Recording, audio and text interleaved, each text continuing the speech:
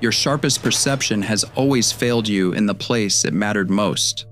Jung mapped the exact mechanism behind why empaths romanticize people, a form of projection so invisible that those who carry it deepest are the last to recognize it in themselves. You read a room before anyone has spoken. You see the wound behind every mask. But in your closest bonds, that clarity shatters. By the end of this video, you will understand exactly why. The precise clinical mechanism behind the phantom you constructed. Why your empathy became a weapon used against your own survival. The parental root underneath the pattern, the unconscious contracts you never knew you signed, and the shadow you have been hiding inside your own virtue. You assumed that seeing someone's potential meant you were seeing their reality. You did not lose yourself. You buried yourself alive and called it adapting. But the part Jung warned about most, the part almost nobody is willing to reach, is that the same construction is happening inside you right now, in the way you see yourself. Because the person you thought you loved never actually existed. The wound was never the problem. The problem was how convincingly you learned to walk without limping. You do this specific thing that nobody around you does. You sit across from someone for the first time, and within minutes you have assembled an interior model of who they are that is more detailed, more generous, and more architecturally complete than anything they have ever built of themselves. If they are confident, you decide they must also be loyal. If they are attractive, you assume they must also be kind. If they understand you once, in a single moment of genuine depth, you construct their entire personality around that moment. You treat a 5-second window of recognition as a floor plan for an entire human being. And you do not experience this as guessing. You experience it as seeing. The model feels true. It arrives with the same certainty as recognizing a face in a crowd. You are not hoping they are this person. You are observing it with the quiet confidence of someone who has spent a lifetime reading people correctly. This is the first deception, not theirs, yours. Because you are not seeing them. You are observing a blank screen and painting a masterpiece on it. Your empathy, that instrument you trust more than almost anything in your psychological inventory, is operating as an arrogant assumption that you know them better than they know themselves. And because you feel it with such visceral certainty, you never think to question it. The body bonds to this projected image as if it were entirely real. The neurochemistry does not distinguish between the person sitting across from you and the phantom you constructed in the space between their words. The attachment forms to the projection, not the person, which is why the intensity of your connection feels so disproportionate to the amount of time you have actually spent together. You are not bonding with a stranger, you are bonding with a version of yourself you have never met, wearing someone else's face. Cruelty becomes being honest. Manipulation becomes love, control becomes protection, jealousy becomes concern. Every act that should trigger your alarm system gets translated by the projection into evidence that the phantom is real. Your nervous system overrides your instinct, physically forcing you to ignore what your eyes can plainly see. Because the image you built is more intoxicating than any truth the actual human in front of you could offer. She sits across the table from him. She watches the mask slip for a fraction of a second, revealing something flat and hollow where depth should have been. She sees it. Her body registers it. Her stomach drops. But the phantom she built, that magnificent interior construction, is too structurally complete to abandon on the strength of one moment's evidence. So she overrides herself. She pushes the data down beneath the story. And she stays. Jung understood exactly why.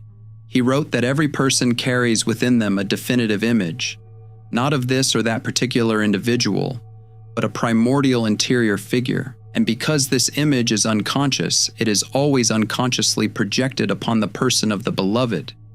You did not fall in love with them. You fell in love with your own unlived soul wearing their face. And the intense, almost unbearable bond you felt was your body reacting to a phantom of your own creation.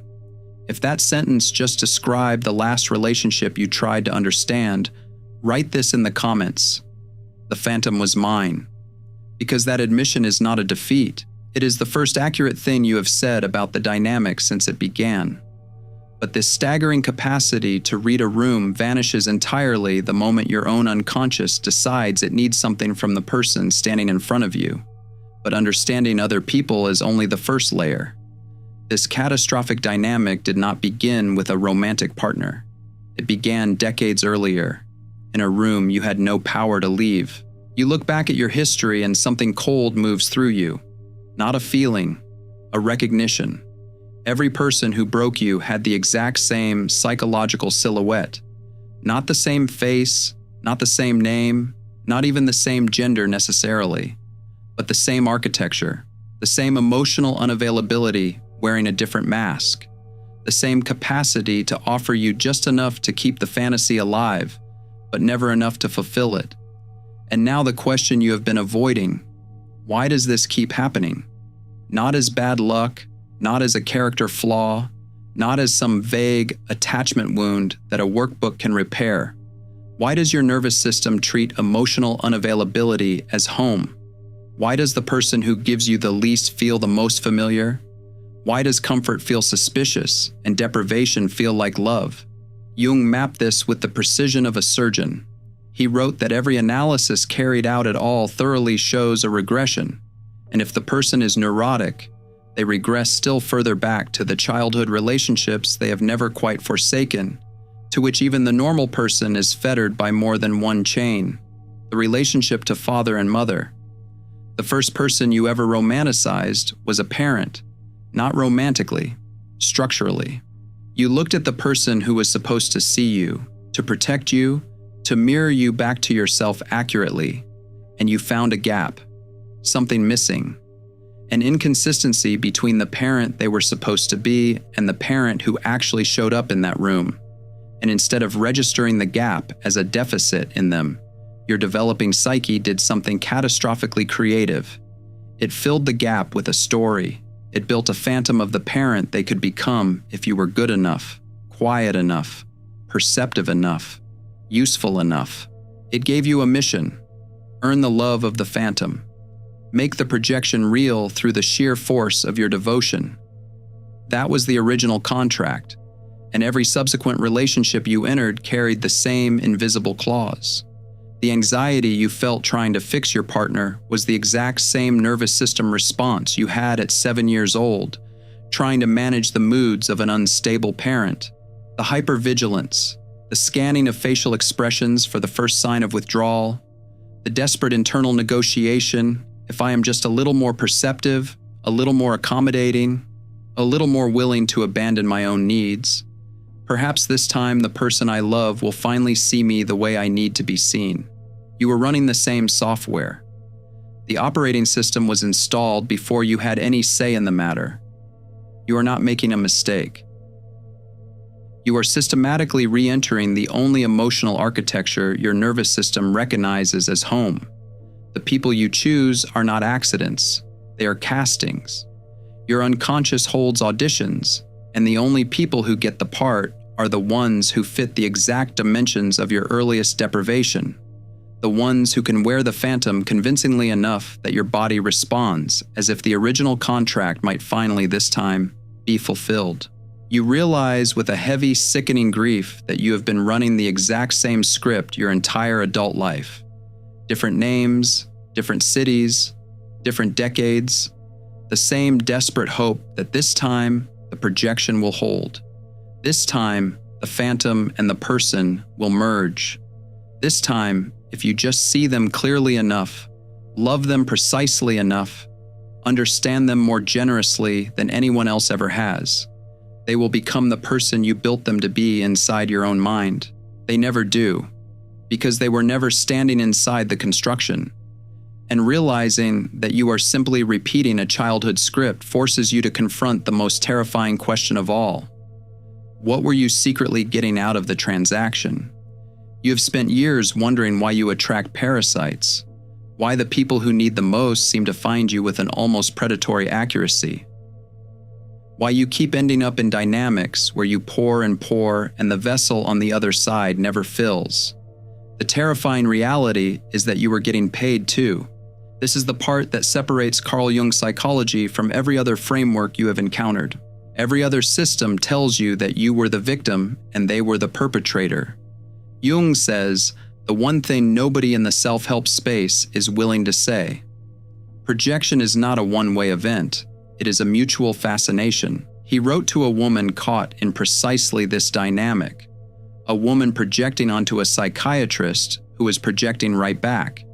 He told her plainly that the projection of anima and animus causes mutual fascination, and that the phenomena she experienced happened because one gets emotional, because the unconscious has an opportunity to enter consciousness. You were not a passive victim of a manipulator. You actively co-created the dynamic. You needed someone to carry the parts of yourself you refused to own, and they needed someone to carry theirs. The arrangement was unconscious, but it was mutual. Think about what you were actually receiving. You were receiving a purpose, a mission, a reason to deploy the deepest capacity you possess, that terrifying, exhausting ability to see into people in a direction that felt meaningful. You needed them to be broken so you could be the savior. You needed them to carry the wound so you could carry the medicine. The unspoken contract was, I will make you feel valuable if you make me feel wanted. I will tolerate your darkness if you give me something to illuminate. Your altruism was a covert contract, not a lie. Something more destabilizing than a lie. A truth you hid from yourself because the alternative, that you were complicit in the dynamic that destroyed you, was too structurally threatening to your identity as the one who sees clearly. And that identity, that persona of the clear-eyed empath who gives without receiving, who loves without conditions, who sees without distortion, is the most dangerous mask you wear, because it is the one you believe is your real face. You co-created the dynamic. You stayed because the dynamic served a function you had not yet named. You called it love because love was the only vocabulary your conscious mind had for the intensity of the unconscious exchange that was actually occurring between you. And here is the part that will follow you out of this video and sit with you for days. The reason the collapse felt like dying, the reason the withdrawal was so neurochemically devastating, was not because you lost a person. You lost the container for your own projected soul. The intensity you felt was never about them. It was about the parts of yourself you had placed inside them for safekeeping. When the projection collapsed, those parts came flooding back into you with no structure to hold them, and your nervous system interpreted the return of your own unlived depths as annihilation. You were not grieving a person. You were grieving a version of yourself that you could only access through the hallucination of someone else. If you are recognizing yourself in this pattern, if the collapse you went through was not the loss of a person, but the loss of every unfinished part of yourself you had placed inside them. Because the projection does not stop operating just because you identified it. Facing this mutual contract brings us to the ultimate, inescapable boundary of Jungian psychology. A boundary that requires you to look entirely inward. And this is where it stops being about them. Everything up to this point has been relatively safe. You have been analyzing the projection, examining the mechanism, tracing the pattern back to its root, and the entire time, you have been the observer, the one running the analysis, the detective holding the magnifying glass. Now put the magnifying glass down. If you recognize these patterns of illusion and manipulation in everyone else, if you can trace the projection mechanics in every relationship you have ever observed, but you believe your own motives are pure altruism, that is your shadow talking. The empath's shadow is not cruelty. It is not narcissism. It is not the dark impulse to manipulate. The empath's shadow is the disowned capacity for self-deception. The need to be needed that disguises itself as generosity. The identity built around the one who sees clearly that makes you the last person to see yourself. She finally sees it, not in a flash of insight, in a slow, creeping horror that she has been sitting inside for weeks, but only now has the vocabulary to name. She did not fall for a trap. She built half of it. She poured the foundation, framed the walls, and installed the locks. Then she walked inside and called herself a prisoner. The phantom she loved was half constructed from her own projected soul, and the one she blamed for failing to live up to it never agreed to the blueprint in the first place. She drops the mask of the one who sees clearly, and beneath it is not damage. Beneath it is the specific, terrifying freedom of a person who has finally stopped exempting herself from the analysis she runs on everyone else. Jung understood that the shadow does not hide in your darkness. The shadow hides in your virtue. The empath's deepest shadow is not her capacity for cruelty. It is her absolute certainty that she would never use her perception as a weapon, even as the projection proves otherwise. Here is the behavioral test. Hold this and take it with you. The next time someone disappoints you, before you react, ask yourself one question. Not who they turned out to be. Who did I need them to be? What version of this person did I construct? And why did I need that version so badly that I was willing to override what my own eyes were showing me? If the answer arrives with a cold shock of recognition, you have just met your shadow, not in the dark, in the mirror. But the moment you accept your own shadow, the entire psychological scaffolding of your life collapses, plunging you into a very specific kind of void. The projection collapses, and what follows is not grief. Grief has an object. This is flatter, more geological, a stripping of charge from ordinary life that feels less like sadness and more like the world has been drained of color while you were looking away. Jung recognized this phase in the alchemical tradition. The medieval alchemists called it the nigredo, the blackening, the first stage of the work. He wrote that this experience was felt as melancholia in alchemy and corresponds to the encounter with the shadow in psychology. The material has to dissolve. There is no shortcut through the acid. You are living in the nigredo right now if the following sounds like a clinical description of your last 6 months. Ordinary daily activities are stripped of much of their meaning. The things that used to give you energy, a phone call from a friend, a meal with someone you care about, a creative project that once absorbed you for hours, now arrive with a strange flatness. You do them. You go through the motions, but the charge that used to make them feel alive is gone, and you cannot locate where it went. You are trapped in an agonizing mental tug of war. Half the time, you believe human beings are inherently empty, that every connection you have ever made was a performance on both sides, that the depth you keep searching for in other people is something you projected there yourself and it never existed independently of your gaze. The other half of the time, you feel a deep, overwhelming spiritual love for everyone, a conviction that connection is sacred, that the capacity to see into people the way you do is not a curse, but evidence of something real and necessary. You swing violently between these two positions, and you cannot hold both of them at the same time. This is what Jung called the tension of opposites. The ego caught between two irreconcilable truths, each one valid, each one canceling the other. Cynicism protects you, but starves you. Love sustains you, but exposes you. And neither position, held alone, is livable. Casual friendships become impossible. You refuse to perform the old catering routines, but being radically honest feels too exhausting. Isolation wins simply because pretending has become physically intolerable. You need connection biologically. Your body is wired for co-regulation, for depth, for the specific quality of mutual recognition that you have been chasing your entire life. But your analytical brain completely prohibits you from trusting anyone enough to actually seek it. You are starving, but you refuse to eat because you know the food is poisoned. There is a loneliness in this phase that is structural, not situational. It does not resolve when someone calls. It does not lift when someone invites you somewhere. It sits beneath every interaction like a floor you cannot reach. Because the loneliness is not about the absence of people. It is about the absence of the specific quality of interior contact, depth, reciprocity, full mutual recognition that you have been chasing your entire life.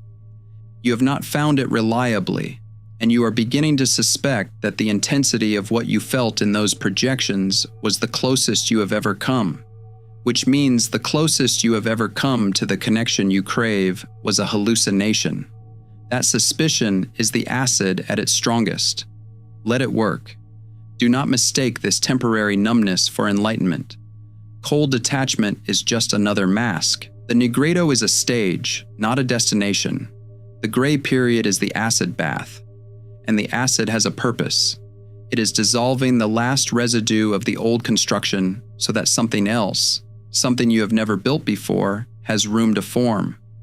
Yet Jung knew that this gray, cynical isolation is not the final destination. It is merely the crucible required to birth a completely different kind of connection. Something shifts, not dramatically, not with the force of a revelation, more like a tide that turned while you were sleeping. You stop performing, not because you decided to stop, but because the mechanism that generated the performance has been permanently disassembled by the acid of the nigredo. You cannot fake it anymore, and for the first time, you do not want to. You slowly stop trying to cater to hallucinations. You meet someone new and the old machinery does not activate. You see their flaws. You see their shadow. Notice the places where their persona does not quite align with the person beneath it. And instead of filling the gaps with a phantom, instead of constructing an interior version of them that is more generous than the evidence warrants, you simply see them. You hold the gap without filling it. You allow the dissonance without resolving it into a fantasy.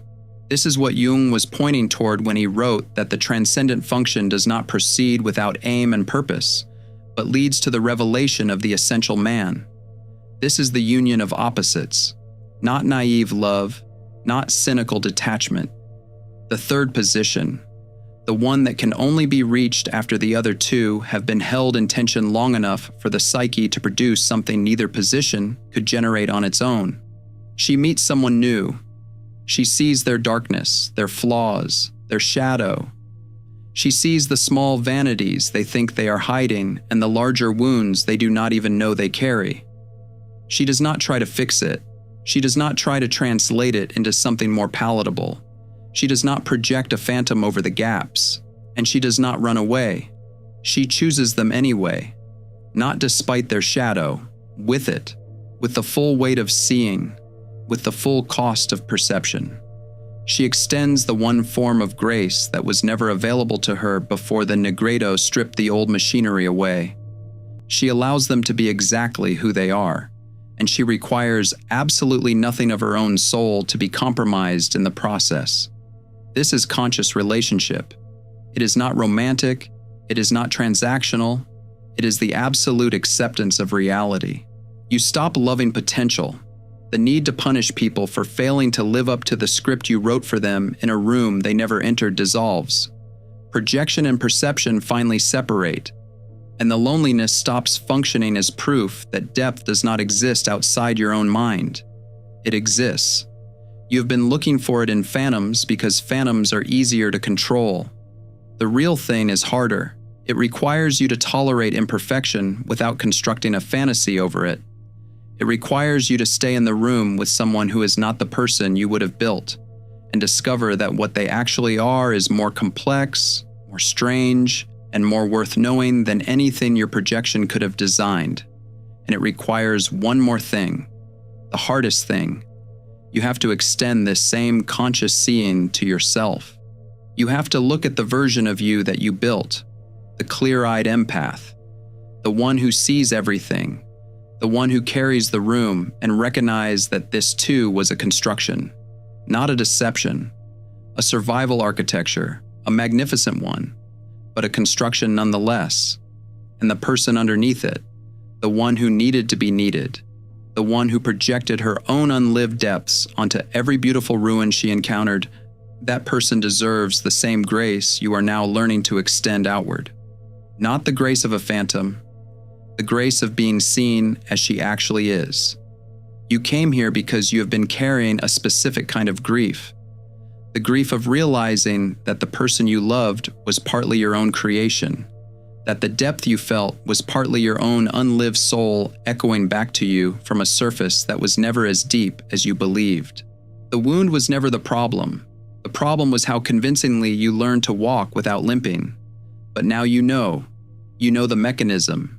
You know the parental root. You know the unconscious contract. You know your own shadow's fingerprints on every phantom you ever built. And you know that the gray period you have been living in is not a malfunction of your healing. It is the acid completing its work. The question is not whether you will love again. You will. You are wired for it at a depth that cannot be surgically removed. The question is whether you will love what is actually there, or whether you will build another phantom and call it seeing clearly.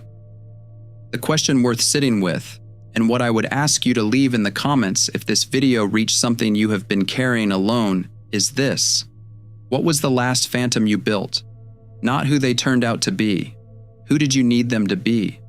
And when did you first know the difference? Jung-based boundary drills, perception training for empaths, and 3 exclusive chapter videos to deepen each lesson. 236 pages. Downloadable now at thesurrealmind.com.